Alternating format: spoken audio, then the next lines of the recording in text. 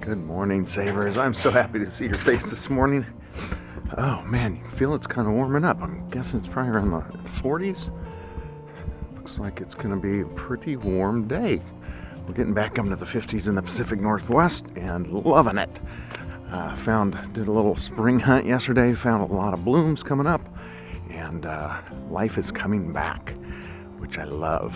If you're new to Simple and Savored, really we're looking at creating simple daily habits for less stress in the world and a more savored life. So definitely join us on the morning walk. Appreciate you coming in. And it's still Love Month. That's self-love from Dex King's Good Vibes, Good Life. And it's a great little book. Really simple, short page, 2-page chapters that you can read every day just to kind of keep things in pace. Because, you know, one of our daily habits is getting up, getting the body moving, getting the mind right, and set for the day.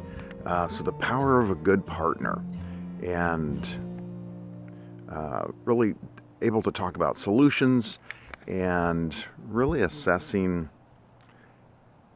your relationships. Yeah, that's a really good thing. So looking at, could be romantic relationships, could be long-term, lifelong relationships, but really looking at the level of if there's any toxicness in there. I don't know if toxicness is a word, but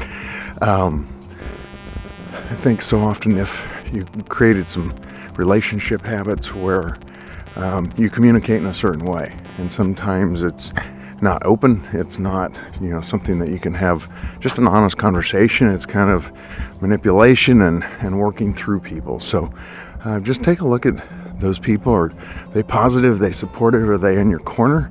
Maybe not on your side, but in your corner, where they want the best for you. Love to hear your comments in the comments.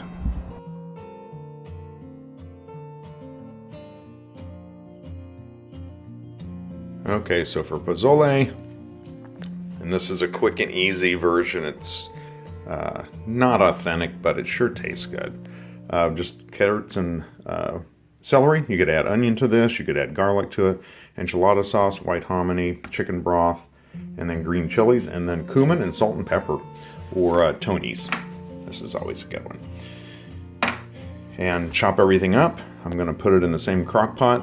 The pork is out, kind of cooling down. I'm going to be shredding that into pieces and putting it back in, and we're done.